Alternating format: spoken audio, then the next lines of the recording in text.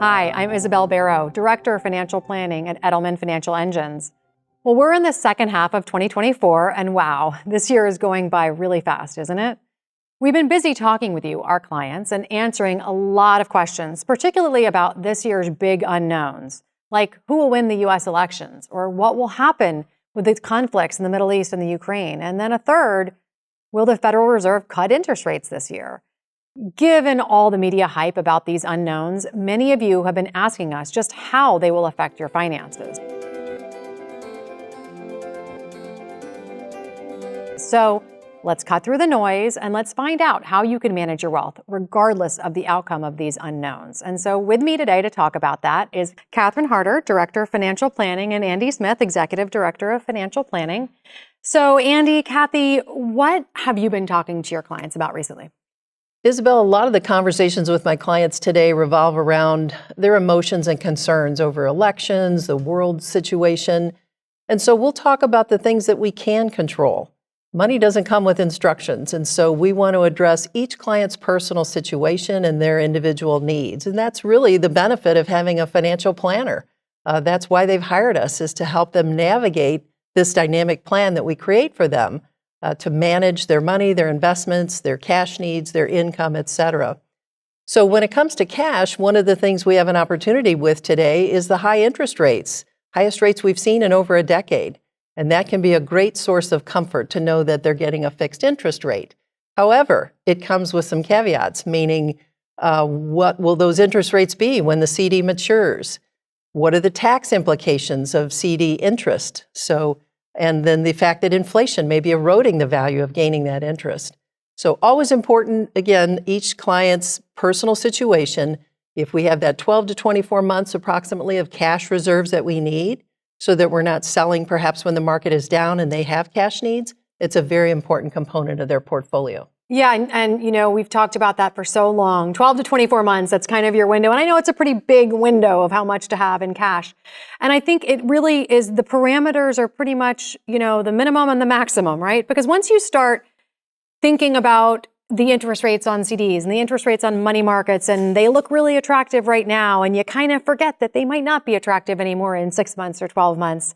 I think there's an inclination to try to sock a lot of money into some of these cash-like investments or into a CD or money market because the rates look attractive. But you got to remember that the thing that we love about those types of investments for your cash reserve, for your emergency fund, is also the things that we don't really love about them, which is you've got a low rate, you know, you've got a fixed rate locked in for some certain period of time, but that rate might be fairly low when you consider it against the rate of inflation.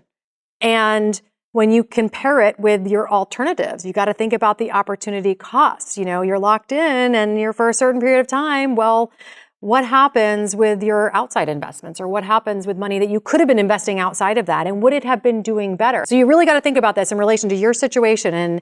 And while it might be enticing to try to put a lot of money in those types of investment vehicles right now, I really think it should be specific to your cash reserve, your emergency fund, and kind of keep it to there. Now, again, everybody's situation is unique. So I want to put out there that your situation might entail having a little less or a little more, and that's fine.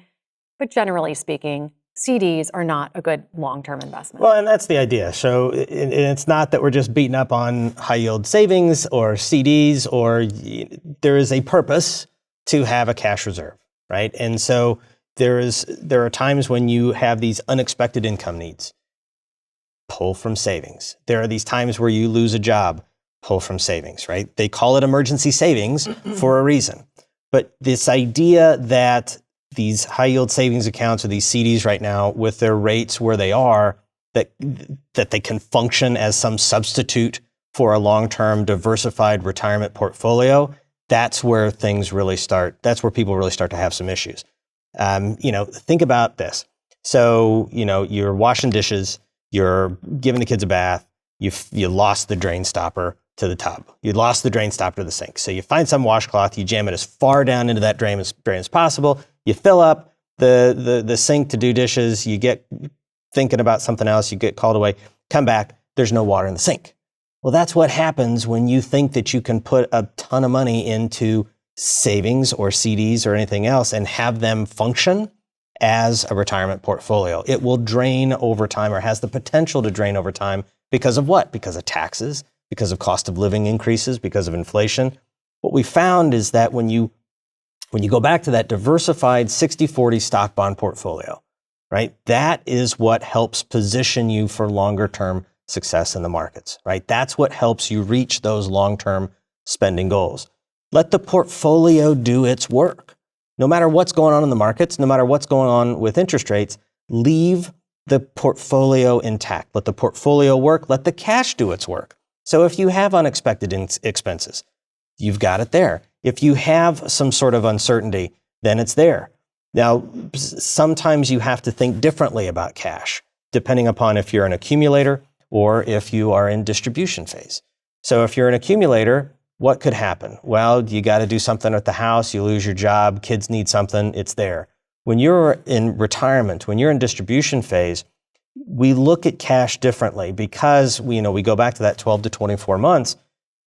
You want to be able to have a choice where you pull money based on what's happening with the markets. So if the market is doing well, then take investment returns out of the portfolio. If things aren't going well, then you have 12 to 24 months in cash that you can pull from no matter what the market is doing.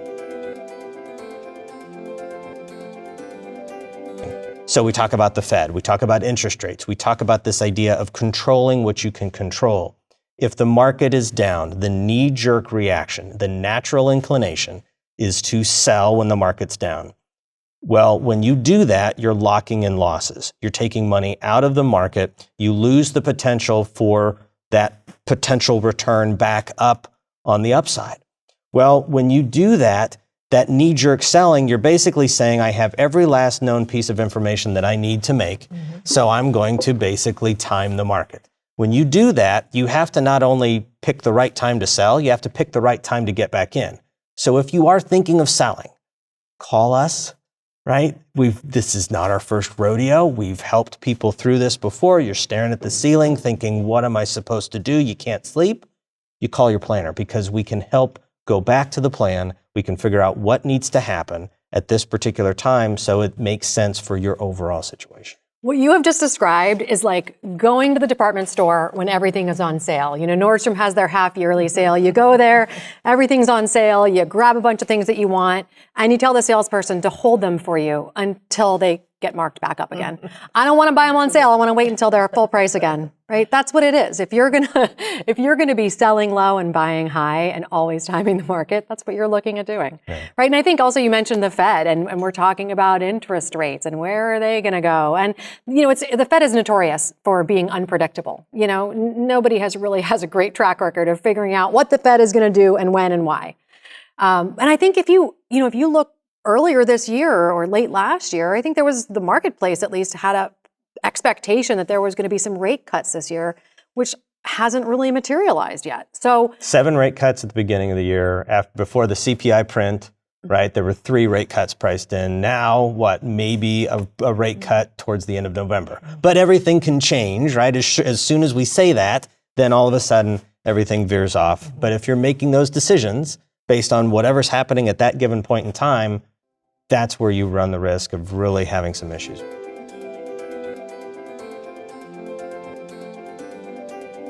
A big decision that I think a lot of clients that I talk to, and probably you as well, I would guess, is mortgages. I'm thinking about getting a mortgage. I'm thinking about downsizing my house in retirement and moving to where my grandkids are, because that's what people do, is they move to where their grandkids are.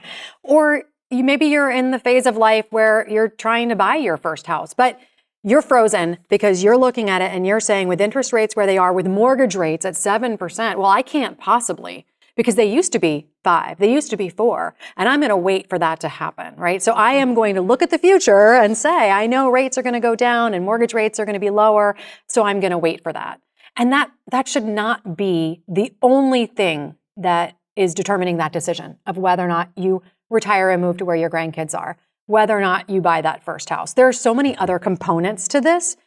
It's your life. You got to think about what suits your life, your family's lifestyles, And you got to look at the price of the house and where you're going to go and what are the taxes and all those things. And you've got to be talking to your planner about this as part of your entire financial plan, not just being so focused on one number that you're tied to that. Because we might be in a higher interest rate environment, a higher mortgage rate environment for a long time. You may never see rates go back down to 5%. You may, and maybe you can refinance when that happens, and that would be great.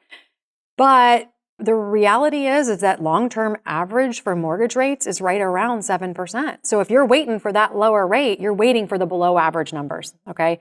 May never happen. So you've got to be really careful about making all of your decisions based on some expectation of the outcome of something that you have no control over. And I'll also add that if you are in the process of doing this, and you're thinking about, well, I know I can pay points to buy down the rate, and maybe I should do that to get this slightly lower rate. In general, we don't recommend doing that. Yes, in the future, if rates go down, you can do a refinance, but we typically don't recommend buying down that rate by paying points. Right. Yes. Great points, Isabel. I have many clients who are considering relocation, downsize perhaps, and what do they do with the equity in their home? Should they wait and see if the Fed does have a rate cut? And I remind them that even a 25 basis point cut is really not going to impact a long-term mortgage, 15, 30 years. We don't want to make this decision in isolation. We want to look at the liquidity that may become available to them by virtue of the equity in their home. So yes, taking on a mortgage seems strange later in life perhaps, but it may be a good fit for you because now you have access to additional reserves and then whatever the interest rates may be, the mortgage rates may be, they can potentially refinance down the road. It's not something in isolation to make a decision without factoring in everything.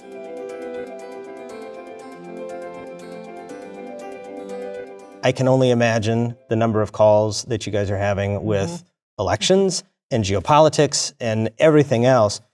What are you talking with people when they say, hey, I want to talk about this one very singular item, and should I be doing anything different with my plan right now? Yeah, we've been hearing from so many clients about geopolitical crisis, about the situation in Ukraine, or the situation in the Middle East, or the big one, which is the US political elections. And so many clients have a concern about one candidate or the other, and it's driving them to have to question us, to question what should they be doing? Should I be changing my investment strategy? How do I change so that I can protect myself if this happens or this happens or this happens?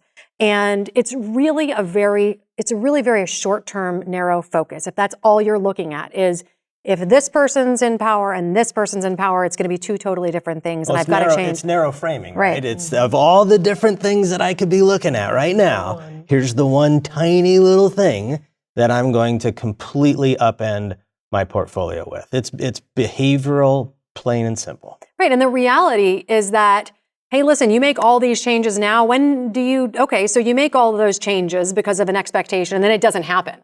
And then the opposite happens. And then what? Now you're going to change everything back? Or do you stay out of the market for 4 years? Or what do you do? I mean, you've got to be right both decisions, right? The decision to make the change and then the decision to undo that some point later if it doesn't turn out the way that you thought it was going to.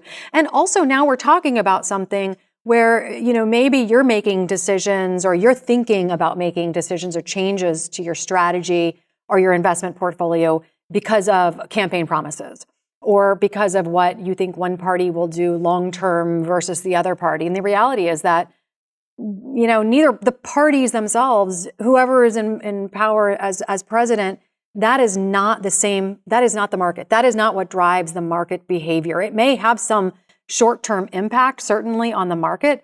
But as we think about the long term, there's not one party that's better for the market over the other. It's also market timing. You're looking at timing the market and making that decision. And I kind of equate it to, in my home we love to cook, and I make pasta sauce, I make baked cakes, we make a lot of things. But I tell my kids that cooking is an art and baking is a science. And so if we're cooking pasta sauce, we can throw a bunch of stuff into the pot and it's going to taste good. I don't have to measure. I know what I'm doing. But if I'm baking a cake, I've got to measure all of the ingredients very carefully Use a teaspoon, the tablespoon, all of that to make sure that we've got everything in the right proportions, similar to building a portfolio. We know what needs to go into that cake, what we need to put into that batter to have that cake bake and taste good and rise properly. Once it's all done, we've got to put it in the oven and leave it and then wait for it to bake. And if you're continually opening the oven door and letting all the heat out, it's not going to work. And this is what market timing is. This is what making decisions, this is what having the whole plan laid out, having the investment strategy laid out, and then messing it up by constantly doing stuff. You're just kind of moving yourself backwards that way. And so again, the focus here should really be on a saying that we have said at this company for many years is money is green, money is not red or blue. We should not be making our decisions about our long-term money because of short-term things, whether or not it be a geopolitical crisis like we have seen so many times in the past, whether or not it be one party or another in power.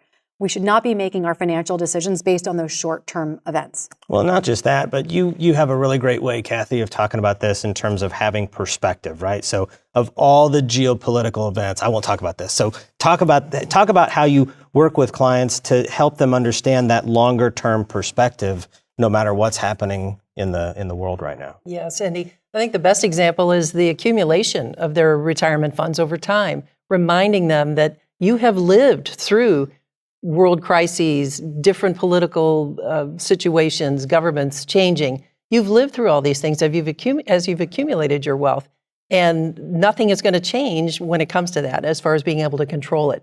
You had a gradual and systematic investment approach, and that helped you achieve your goals. That systematic investment approach helped you arrive to where you are today.